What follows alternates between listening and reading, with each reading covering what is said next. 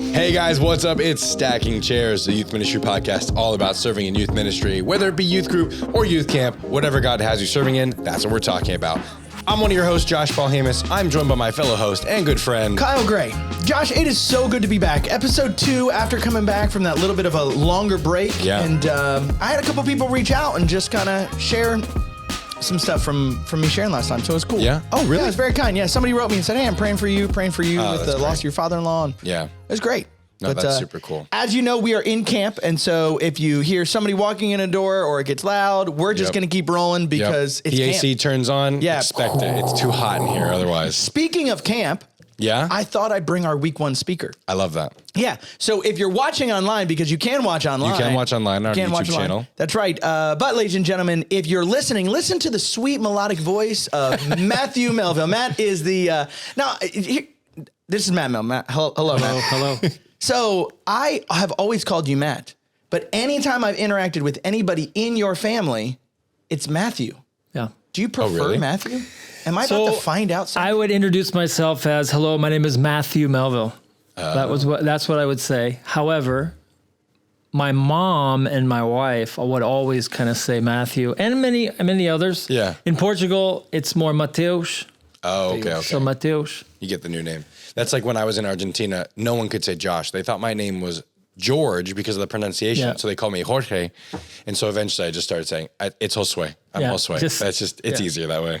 Man. Yeah. So Matt is the director of the Word of Life ministry in Portugal. Mm-hmm. And Matt, you guys have been there for 6 years now on this latest kind of comeback. And so share with us a little bit about what Word of Life is doing and what you guys are seeing happen there in Portugal. So we moved back to Portugal in 2017, 6 years ago. We were there before 2004 to 2007. And so my wife and I, after being, we've been married for 21 years. We have 6 children. And so that's all we do in Portugal is just take care of the kids. That's awesome. That is a full Well, and you also have a dog. Yes, we do have a dog. What is the dog's name? Because today I said the dog's name was Zeke because I couldn't remember. Zeke. My boys looked at me like, he has no idea what he's talking about. So the dog's name is Kita. And so I shared with the campers this week that as I introduce my family, I always say we have 6 children. And my youngest, Adiela, says, no, Dad, we have 7 because Kita is part of the family. Now, are you guys one of those families that like you are mom and dad, that you talk to the dog like your mom and dad and you say, oh, listen to mommy, listen to daddy? No. You don't? No. See, we're not either. Are you? No, gosh, no. But like, I mean, sorry, if you are, that's nothing wrong with that. No. We just lost 7 stackers. Man, just like that. What do you mean they're not part of your family? No, yeah. No, Okay. they're important. So anyway, Adiela says they're important. But God has called us to that ministry. Word of Life Portugal has actually been there since 1976. Oh, wow. And so it's just been a neat opportunity to do camping, different youth ministries with local churches, evangelistic outreaches, in a lot of different ways using soccer or football to reach out. And in fact, in the last 2 tournaments that we had, soccer tournaments, we saw around 15 to 20 accept Christ as their Savior. Praise God. Oh, wow. So it's been neat to see using something like soccer. Yeah. And so what I share with the campers this week is that from my perspective, of course, Roman Catholicism is kind of the official religion, but the unofficial religion is football. Yeah. No, Soccer. no doubt. It's very important there. Yeah. And there is more to Portugal than Cristiano Ronaldo. However, that is an important piece. That is an important piece. Yeah, I was going to say. We just lost 4 more stackers. Well, speaking of... But thankfully, they only speak Portuguese, so they can't. Yeah, so we're good. Yeah. No, speaking of football, we have... Football.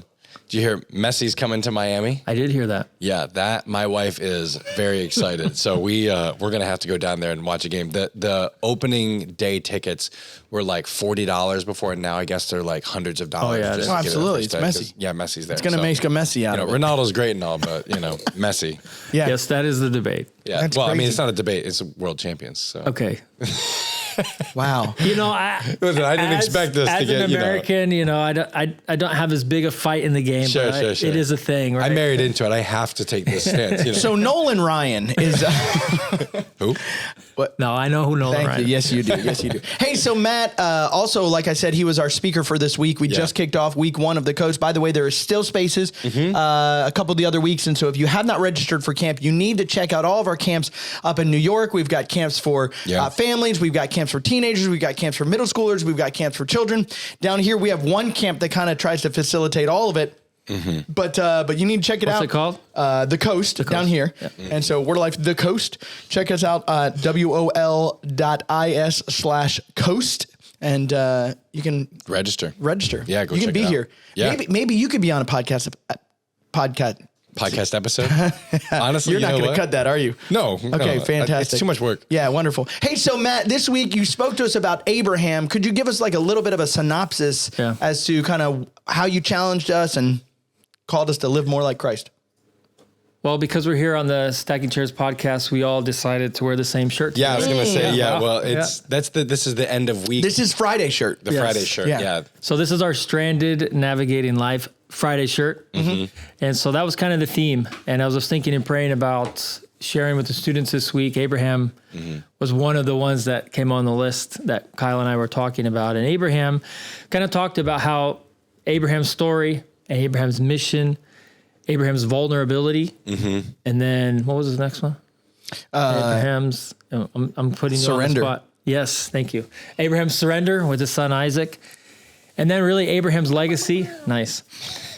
But just walking through and looking at what God's word has to say about Abraham and how that applies to our lives when we feel stranded. Yeah. And that God cares for us. He loves us. He's has a plan for us to bring honor and glory to Him, and looked at kind of Abraham's. Called to be a blessing to the nations in Genesis 12, which comes through the seed, which is Jesus Christ, and the hope that we have to have our relationship with God restored because of our sin that's broken, right? And so what a privilege it was to kind of walk through that this week. And we ended today with the legacy of Abraham and kind of looking at what God's word has to say about Abraham after he passed away, at least some of the passages, how he was a blessing to the nations, and how he was a man of faith. And also how he was called a friend of God. And that's so crazy to me. Like you look at Abraham's life and it's pretty messed up. Like he constantly tries to accomplish God's plan in his ways. And yet the number one thing that everybody looks back at, he's a friend of God. Yeah. Like how cool is that? If anything, that lets me know, hopefully little to none of my stupidity will be remembered. I would just say with Abraham's life, is God's grace on display. Yeah. Like God's goodness and his faithfulness. It's not about Abraham. It's about Almighty God who had a plan and he used him. And what a privilege to walk through with the students on that this week. It's fun. So thanks for having me. Absolutely, man. Yeah. It's been a dream. It's been fun to have you out here. Got to sing with Matt today. I saw that. Any opportunity you get to sing with Matt Melville. Yeah. He was one of my Impact guys that I watched. Impact was a men's ministry team. Before that, it was a men's and women's ministry team. Yeah. And so he and I and Rich Andrews. I think that's probably my first memory, right? You did the little quartet. No, not little quartet. Little quartet. I'm so sorry. I'm sorry. I didn't mean to make it sound like a. I thought it was the quartet. You guys did the quartet in New York when I was a student. I remember seeing. And I was about to say in your little get-ups, but see, then that would be the yes, we did have matching. You're outfits. Describing them like they're the Lollipop Guild. Yes, look at us in our matching t-shirts. Yes. We can sing right now, Josh. You want to join us? No, I can't harmonize. I can't harmonize. Oh, man. So one of the aspects that I thought we'd talk about today is a really important thing that, let's be honest, so many of us in ministry get so wrong so easily because you're trying to do a good job. You're trying to be a good steward of your ministry. You're trying to be a good steward of your time. And how many times does the family, specifically as a dad to your kids, does your wife kind of get neglected a little bit because this has got to get done, you know? And obviously people can do it in secular jobs too. This is not just a ministry problem. Yeah. No. But ministry in your local church. Yeah, but they are doing some amazing things. They are in Portugal, as Matt shared. And Matt and I had a couple of different conversations just about talking to your kids and developing relationship with your kids and asking good questions. And I just thought we'd spend some time today, just kind of the three of us talking as dads, and so all you moms, you can send us in corrective statements. But I just thought, because let's be honest, I mean, your daughter is how old now? She's 2. 2. Yeah. I mean, honestly, once you told me that this was, because I was like, hey, what do we want to talk about? And I was like throwing out topics. You said this one, and I was like, this is more terrifying than any other topic we could possibly do. Because absolutely, my wife and I have had this conversation lately, and I think I maybe have said on the podcast before. I was like, guys, I don't overwork at Word of Life. Like I'm being really intentional about like not giving my whole timetable. I'm intentional about working with my church as well and in my community as well. And I was like, okay, I'm doing good with my balance. And my wife challenged me and she's like, you're constantly helping the neighbors with stuff, or you're constantly at church. And I was like, oh, I just thought because I wasn't like giving all of my time to Word of Life and my ministry job there that I was doing okay at balancing. And she's like, you're not home even when you're home because you're doing other things. And I was like, man, it's just such I don't want to say discouraging, but it's such a sobering thought. And I've trying to be really intentional about finding that balance, even with a 2-year-old daughter and a 4-year-old marriage, you know? So why do we think that is? Why do we think that we, you know, obviously we can only speak for ourselves individually, but why do you think that we overall as men struggle to give ourselves to our family? Because I think if any of us were asked, hey, you need to choose between spending time with your family or spending time, I think every single one of us would go, I'm going to go spend time with my family. Absolutely. Right? But yet when push comes to shove, we can naturally drift away. What have you guys found in your life? And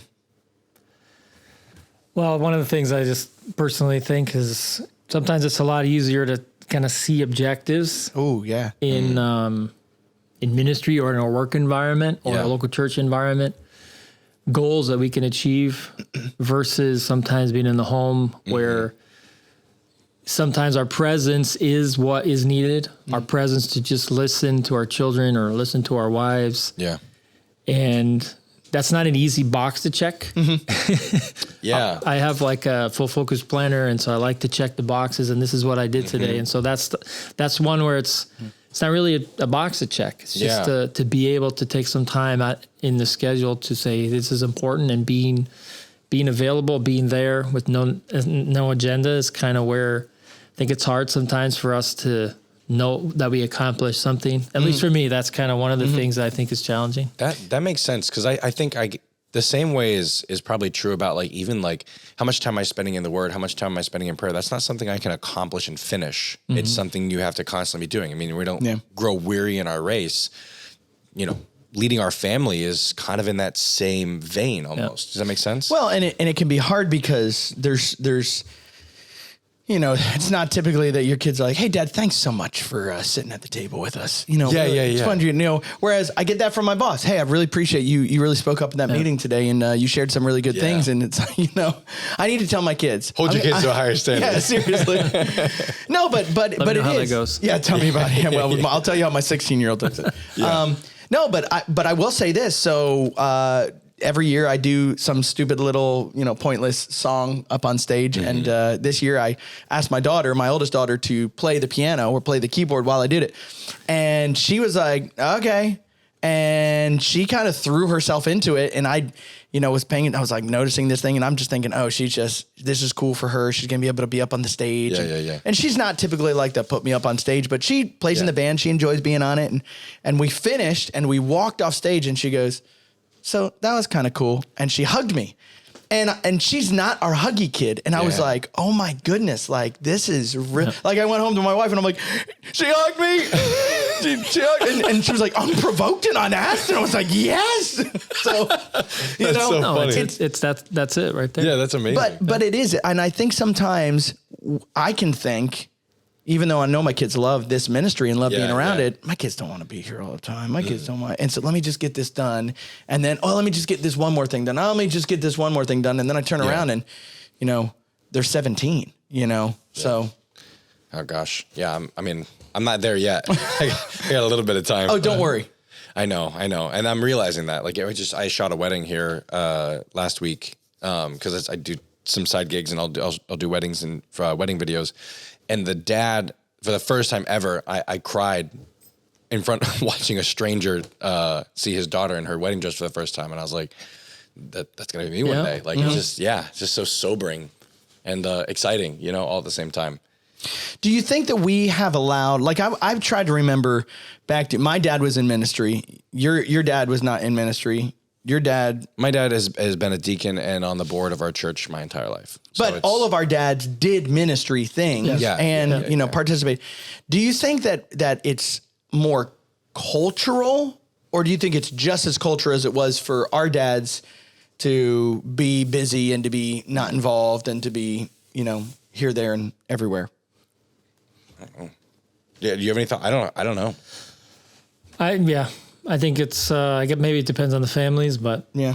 one of the challenges probably for us as men in our Melville side is kind of that, like sometimes the work can be, we can drive towards that. But I always also remember, even from my dad, he was a police officer and he was highly involved in church. He was a youth leader, going to Word of Life camp up in New York from Indiana, driving the bus and, you know, putting a lot of time into that as well. But I would say this, that I've caught from my dad, even in those doing a lot of ministry, It's all right.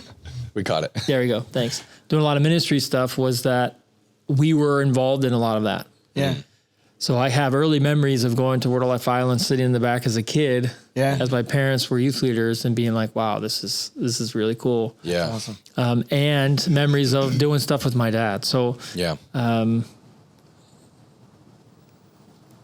the thing, I'm certainly proud of my dad, for example, for his accomplishments at work and all that kind of thing. But what made a difference in my life wasn't his accomplishments at work. Right. It was his investment in my life. Yeah. Yeah. And so as I'm thinking about it right now, I have to be reminded that what my children aren't going to be proud of most of me is not my accomplishments at work or as a missionary or whatever the work is that we do. It's more the time and the investment that we make in our children. Well, and I always appreciated my dad's desire, but then actually more than just desire, but to be there for things. Yeah. You know, he came to my cross country matches. He came to, you know, the shows that I was in and the different things. And and they were there. They weren't at everything. Yeah. But they were there. Yeah. They were a part of it. They were there for the wins. They were there for the losses. And we understand that, you know, in this audience, there's some of you even this week, I said, Matt did a couple different exercises with some different things. And I'm always like, oh, how's this going to work? But you know, we understand that in this Stacking Chairs audience, there's some of you, your dad is not involved in your life. Your dad was never involved in your life. And maybe you're a dad now and you didn't have that good example to lay that out for you. But sometimes you can learn really good examples from things that didn't happen in your life. It's not just the ones that did. Yeah. No, yeah. To go on the same train then, my dad was always involved too. Like, I mean, like I said, they've been Olympian club leaders actually for, I think it's got to be nearly 30 years. I think 29 years. Wow. Yeah. So I grew up like, that was my connection to Word of Life, but like, I didn't know who Word of Life was. I just knew Olympian clubs. So when I went to camp for the first time, I was like, oh, I didn't realize this thing was related at all. And I went one time and I was like, oh, this camp has too many rules. that was my takeaway in 6th grade. But obviously, like, man, I probably shouldn't have said that on a Word of Life podcast. Wow. Yeah. With two. Are you the camp director? Nope. You're not. Oh, see, just one. Wow. Just one that I upset. No, but my dad's always been like super involved and always had a really good balance. I think like I had such a good example of balancing between ministry and life and work and all those things that sometimes I take for granted how I'm going to be a dad. I just assume that my dad did a good job. And yeah, we had our trouble and I was an angry kid in high school or whatever and thought, you know, he was unfair and mean. And then I look back at, you know, a few years later and I realize, you know, how fair my dad was and how good my dad was. But I guess I kind of assumed that I'm just going to kind of naturally just be able to do all of that without any trouble. And so what I've started to realize is I need to be intentional about figuring out what I don't know or what's going to be my trouble in those things. That makes sense? Like I don't want to assume that I'm going to be a good dad. And I think I'm doing okay, but I don't want to assume I'm going to be a good dad just because my dad was a good dad. Yeah. So I don't even know, like for you guys, where did you guys start to look to make sure that like, hey, I'm not going to assume that I just have the chops to be a good dad. Where did you guys start to figure all those things out? I know that you guys have like a dad camp in Portugal. I'm assuming that those are some of the kind of the starting blocks you guys do there as well. Yeah. Yeah. Tell us about dad camp. So Dad Camp, last year we partnered with a ministry called Dad Camp. Oh, okay. What do they do? They do Dad Camp. So it's, I think dadcamp.org, but out of Indiana. We kept it easy. I like that. And so. Oh, so it's not even in Portugal? No. Okay. No, it's out of Indiana. So Jason Braun is the director of Dad Camp, kind of got it started. And so one of my brother-in-laws, Derek, introduced me to him. We had 2 years ago, we had lunch at Chili's. It was good. And just kind of prayed about the opportunity to come to Portugal. And so they came last October. We did the first dad camp. Usually internationally they do, in the US, they do like a Friday night until Sunday afternoon. But here overseas, they do more of day experiences. So we did our first, actually 3 dad camps in October, and then the Lord's just really opened the door to doing it in local churches. We're doing it in partnership with other ministries. We just a couple of weeks ago did a partnership with Family Life, which is Camp Escape for Christ or Crew. Up in the northern side of north of Portugal, which is a smaller country, so it's about a 3-hour drive north up near Porto. So dad camp is basically an experience to challenge dads to get involved in their children spiritually. So it's a dad bringing a child or 2 children at the most. Oh, they come with them. They come with. Oh, okay. I didn't realize that. I do a very intentional kind of connection at the beginning, games and stuff, have fun, laugh together, and then the kids go off to a specific kind of activity for them and try to work on similar things that the dads are hearing so that the kids, and we're working on communication. So interesting. Okay. The kids were working on kind of a communication piece, and then the dads, we were talking to them about the father factor, how when a father is not involved, when a father is not physically involved in the lives of their children or physically present or emotionally or spiritually just not present, that the statistics of children walking away from their faith is like 80%. Wow. When a dad is not involved. And just the importance that God has put on in Scripture to dads being involved. And so then we have specific connections right after that where the dads spend 30 to 45 minutes with their child or children, speaking truth into their life. Things like, you are beautiful to a daughter, or you're very strong. I love you. I'm always here for you. You know, things like truths like that honestly, you talk about taking things for granted. I think as a dad, I totally take that kind of stuff for granted. Like, of course they know I love them. Of course they know I'm always here. They have food on the table, right? Don't they understand? But the importance of communicating those things to them so that they hear them out of our mouth. And then we have a list of questions that dad camp puts together that is asking them specific questions. Questions like, do you think I listen to you enough? Am I available to talk to? And what are things that you would like? What would you want me to do with you, or to spend more time with you? What would that be? And so that's a time where we listen, we just jot things down. We don't, I know I'm not there, and I know we haven't done these things. That's because I'm just so important. I'm so bit. No. And then we try to work on, even for myself, and we try to work on the dads that are present with us to just take the time to listen. Don't justify. Listen. And so those 2 things have become very important in dad camp that they've really helped us with in Portugal as we partner with them, is speaking truth into your children, letting them know, communicating that you love them and you care for them. And the second thing is listening and asking questions. And so, and you'll find this out, and you know this, and with my children, I know that each of my children are different, right? So I can ask Peyton a question. Peyton and Moises are here with me this week, so I can ask Peyton a question, and I'll get a certain response. I can ask Moises a question, and maybe I don't get any response. So I have to change the question, right? Or I have to ask it in a different way. And so each of our children are unique. But anyway, so that's in a nutshell what dad camp is, and the kids make a specific thing during other activities for their dads, and the dads make a specific thing in the one we were doing this past year. You had to have 3 words to describe your child on a piece of wood. It's like a triangle piece of wood. And so we would give it to them, talk to them one-on-one, say, hey, I wrote this word because this is what I see in you, about you, who you are. And so it just becomes, I can tell you as a dad, and then watching. I mean, I'm talking me crying, explaining to my children the words. And it's an exercise for me to be thinking through, okay, why is Adiel, what's unique about Adiel that I can just like bless her with? What's unique about Mikhail that I can bless him with?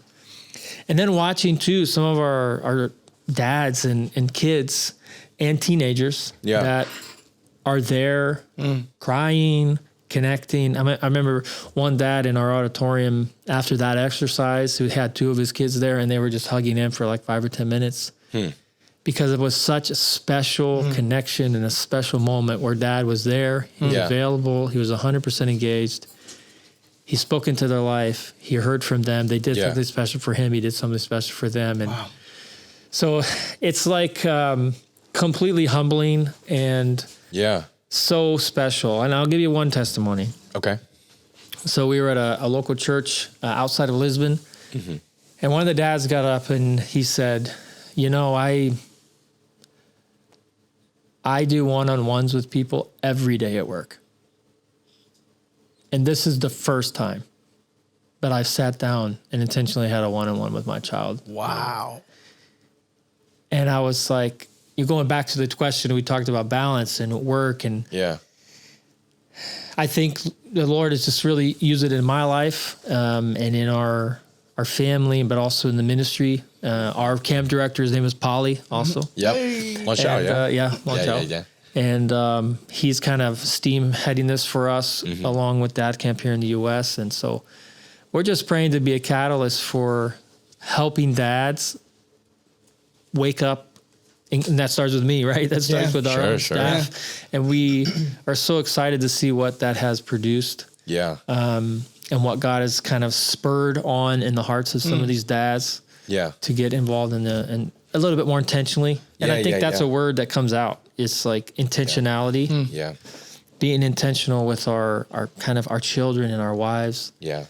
So, Well, I think, because being a dad and being a husband, I think sometimes we think they're just going to come naturally. Yeah. And that intentionality is the difference between, okay, here's the thing I naturally do by myself. And intentionality kind of adds in the, okay, how do I do what I naturally do by myself, but make it effective? Or how do I go out of my way to make it more effective? How do I make sure that connects back to scripture? Or I'm connecting with my kids' emotion. Like there's all those extra steps that don't come naturally, you know? Right. And it's just so easy to just kind of get into that rut.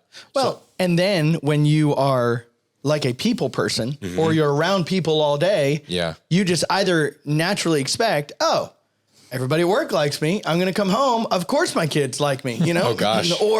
Or I'm peopled out. I don't want to talk to anybody. That's more what I think of. I've filled my cup. I've filled my thing and I don't have anything left for my family. And that's such a dangerous place to be in. Yeah.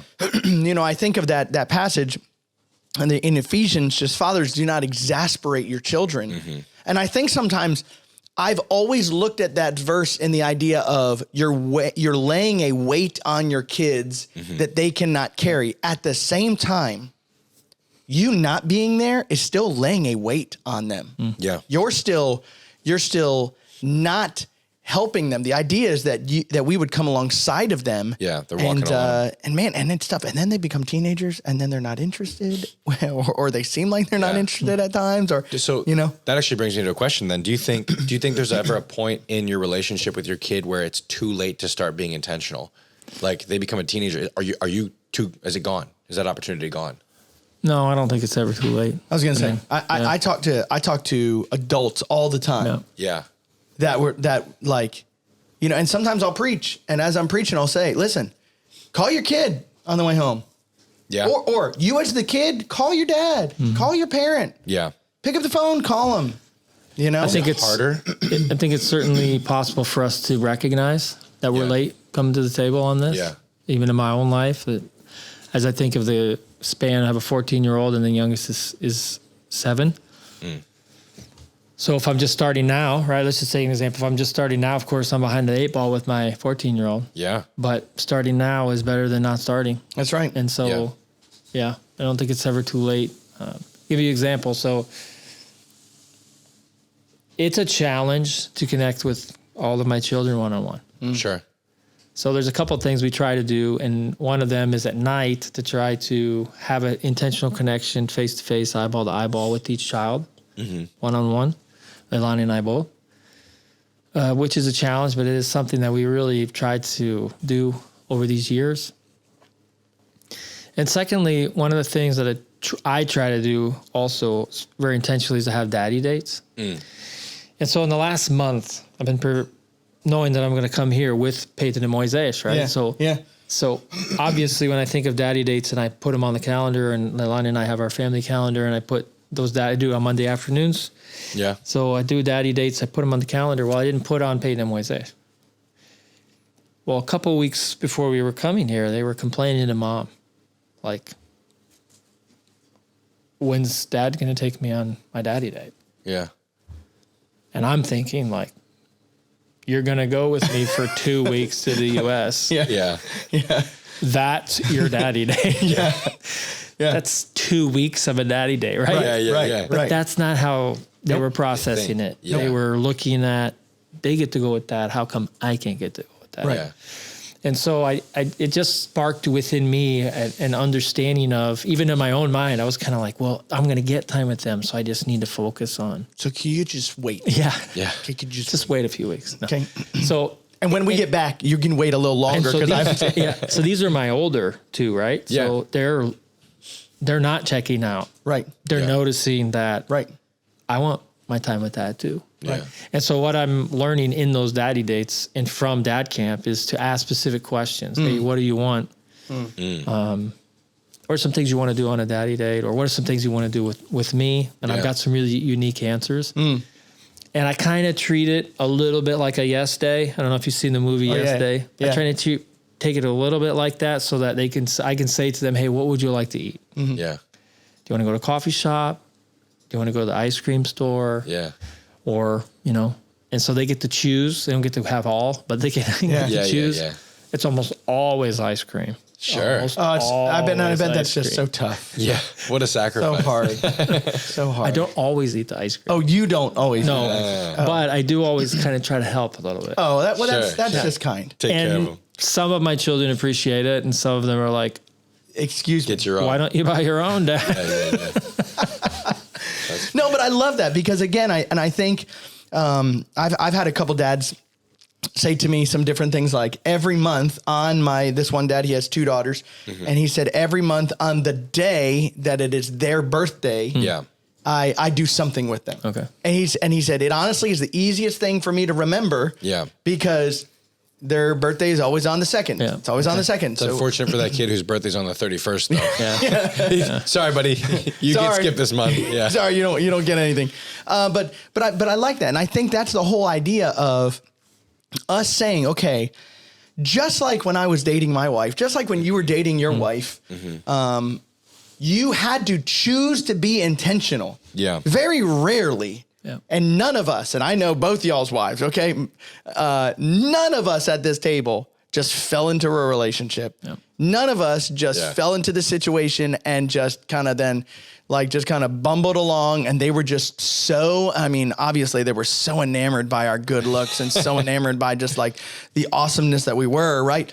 But we still had to invest in that, right? We still had to be intentional about writing cards, writing letters, leaving notes, having conversations. And this is a day and time where you couldn't just send a text message, right? And me, I could. Sorry. You're younger. Yeah, y'all forget. So Matt, do you remember? Yeah. I was going to say, I don't fit into that. Yes, I remember. Yeah. But I think sometimes we forget it's that same exact way with our kids. Yeah, for sure. So I kind of want to go back a little bit. You talked about like all the stuff you guys do at Dad Camp. What are some practical things you could do? Because you talked about like making that list and stuff. What are some practical things that our listeners could do? They want to minister to their families. What are some things they could do as a resources online with the website? Or are there some things you could just lay out right now and be like, hey, here's a couple exercises you could do with your kids if you want to do this without having to fly to Portugal or Indiana? Or just go, Portugal or Indiana. Yeah, I don't know, honestly, if there's resources online, but I would just say even those exercises we talked about would be a good start. Yeah. So having a list first, maybe you plan a special date for your child. Say, I want to take you out. I'm going to do something special with you. We're going to go out for ice cream. And while you sit down to ice cream, you say, hey, there's some things I want to share with you. Because maybe for some, it's the first time. It can be really awkward. One-on-one time without a screen. Yeah. It's like, whoa, what do? We have to talk, use words, right? Yeah. So have a list. Maybe it's 3 things. Maybe it's 4 things. Say that you want to speak into them. Man, I just want you to know, Kalea, that you are just so beautiful to me. And I'm going to be here for you as a dad. And then speak those things into them. And then the second exercise I think is good is just ask a couple questions. Not just, hey, how was school today? But hey, as your dad, I want you to know I love you, as I just shared, and you're so special to me. I want to be a little bit more intentional. Do you think I'm available to talk to when I'm in the home? Yeah. Okay, why am I not? Just jot those things down. Yeah. And so maybe just ask a few questions so you can get into there. Because what you're trying to do and what I'm trying to do as a dad is understand my child better. Yeah. And understand and try to pull that out, because especially as they get a little bit older, sometimes they're wordier than others, but you're not always going to get that feedback unless you ask for it. Yeah. And so those two exercises, speaking truth into your child, who they are, who God's created them to be, and how you feel about them. Yeah. Number one. And number two, some questions that really help you get a pulse for what they think about you. And even asking a question like that we talked to the kids about this week, the students this week, is what's something you love to do with your dad or you wish you could do with your dad? And quite frankly, one of the responses that we had was that teenager that was crying and saying, my dad's not involved. My dad's not involved and I wish he was. And I would just love, what did she say? I'd love to go with my dad to a concert. Was that the one? And just, and I think, and as you were talking about this, I sat there and I thought, sometimes I know me, hopefully I'm not the only one here, but sometimes I notice what I'm not doing. And so I go, okay, I'm just going to plan this one big thing and I'm going to throw everything into it. Yeah. Instead of just going, and I really think our kids would care more about the regular little intentionalities. Yeah.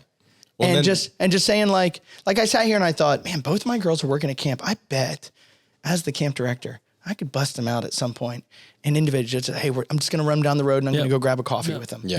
I've got my boys at home. I could run them off property, and I'm not going to sit here and go, well, I'm going to do it once a week. Because that's just, I don't know if I could do that, but I could do it once a month and I could start there. Or you know what, better yet, I could start this month. I would say it's kind of like the fasting thing, which, let's be honest, Josh, we have not talked about since then. Followed up on, And I have not fasted since. Yeah, neither have I. Okay, good. I don't know if that's a high five. I feel bad. I feel worse now. No, man, but like we had challenged ourselves talking about fasting. Just real quick recap for those who don't remember, and then for you because you weren't here. Yep. But we talked about how come we don't fast as the church body anymore? But hey, even as a dad, what if the answer was like, hey, you know what, like, you fast with your kids. I mean, that's something you can do, I guess, to bring it all full circle. But we just talked about how we as a church, we don't fast anymore. And we're always like, oh, when I'm fasting, I'm just going to get rid of my phone. Like, that's how I'm fasting. But no, what if we fast from food? Like the church has done forever. And all of a sudden we just don't. And so, it's easy to just as much as we don't fast. Right. We only did it one time. Right. And there now you guys can see our hypocrisy and hear our hypocrisy. How easy to do the same thing as a dad. And that's what I would say. So here's what I know for me. If I'm not intentional, and you brought out a really, really good point. Yeah. But if I'm not intentional about putting it on my calendar, and then if I'm not intentional about putting it continuously on my calendar, it's not going to happen. Yeah. But I have so many regular appointments that are in my calendar because they're important. Yeah. And I would not sit here and go, well, my kids aren't important. No, but my calendar may communicate that my kids aren't as important. Yeah. Yep. And so, and you want your kids to be so used to the idea of doing all these things that they're not even going to notice it. Right? I mean, one day they're going to look back like I do now as a 28-year-old and say oh man, my dad, I loved making videos my entire life. I would pull out the little VCR, well, it wasn't little back then, it was a big VCR camera, over the shoulder one. And I remember making a video with my dad where he was a Sith and I was a Jedi. And we made this video and choreographed a lightsaber scene. And as a kid, I didn't think anything of that. I'm like, oh, my dad doesn't let me do this. He's the worst because of that.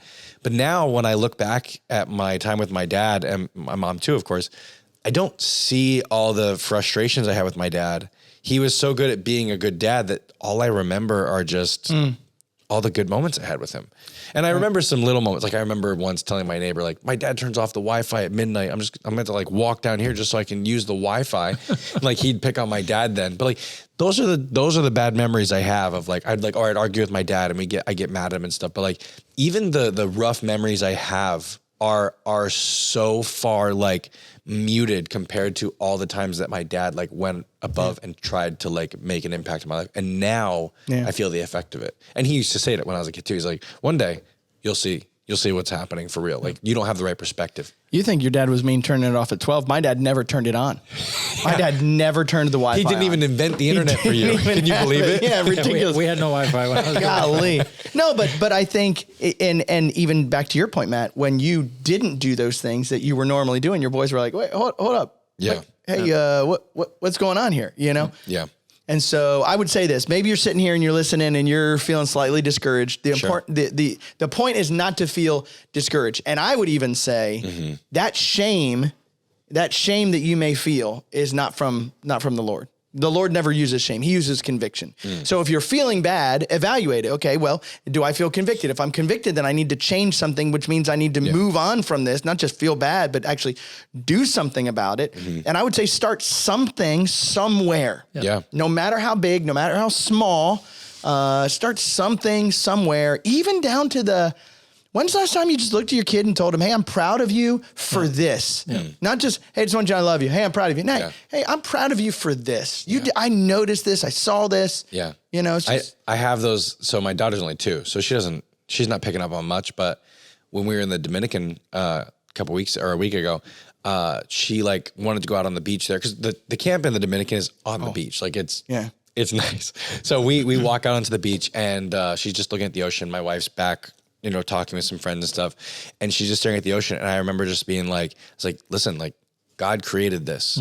And I just kind of like started to talk about like how God created all this and like how the ocean's really powerful, but God's more powerful, but we can find like safety in the midst of God's power. And I don't know, there's something so special about just like talking to your kid and reminding them of truth and reminding them of like what they are to you. And even as my 2-year-old who doesn't understand yet, I told my wife, I'm like, I want to start a habit of telling my daughter how much God or how much she means to God and how much she means to me. And that's something I'm trying to do already. But again, I'm still like, I'm terrified because I'm like, I haven't actually had any litmus test yet to see if I'm doing a good job because all she does is, you know, get in trouble or laugh and cry. Like she's not like, I mean, we're not having conversations about like, well, Father, I do believe that you should not have punished me in this moment. And instead you have. Like, we're not having those yet, but. I wanted to share one more thing. Please. One of the questions you had at the beginning of things we can do. I think one of the things I'm learning, so I'll just speak for myself, is I need to be able to be intentional with my kids and ask them questions, but I need to be intentional on hearing from my wife because the one who knows the pulse on what's going on in our home with the 6 children, 4 of them are homeschooled, 2 of them are public schooled, still in Portugal, is my wife. And the one who can hear some feedback as well or sense. Yeah. My wife's really good at this. She senses the kids need my presence or they need something from me.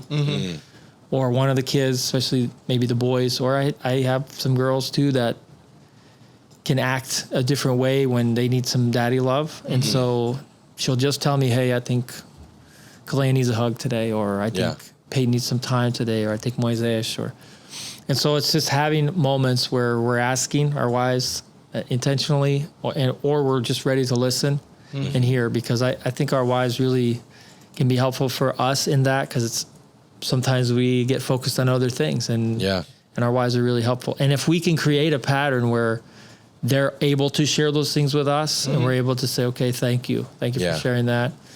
It just happened about a week and a half ago. We were back in Portugal. I got a text from my wife, and she told me one of the kids needed my attention that day. And so I made some changes in my schedule to make that happen, because I'm learning that she has a pulse on that much better than I do. And so that's just a key thing, I think, for us. That's awesome. That's super cool. Listen, we could go on and on and on, and long conversation and great ideas. We would love to get your ideas. Listen, you can always share with us ideas of ways that you have connected or ways that you want to connect. StackingChairsPod@wol.org. Send us an email. Some of that stuff is starting to get kicked off. Hey, just the other day, actually yesterday, I saw the Stacking Chairs Facebook group. I was going to say, if you're going to, they haven't started putting out invitations yet.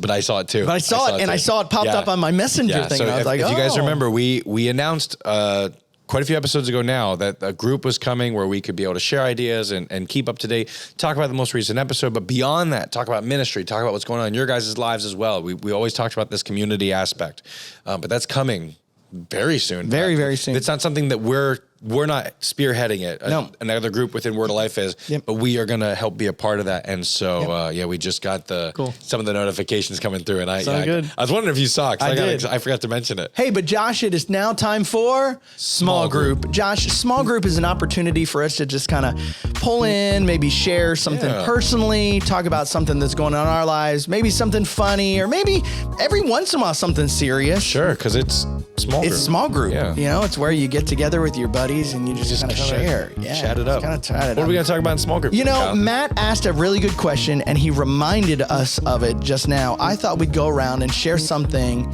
cool that we got to do with our dad. Yep. Yeah. And then I thought instead of sharing something that maybe our dad didn't do or we wish we could have done with our dad, because lots of love to all of our dads out there. Yeah. What's something that you were intentional to do with your kids? Or kid. Well, yeah, I'm new to this. Or dog. Forget the dog. So I will say this. One of the things that my dad did. Yeah. My dad would bust me out of school to take me to the movies. Oh, yeah?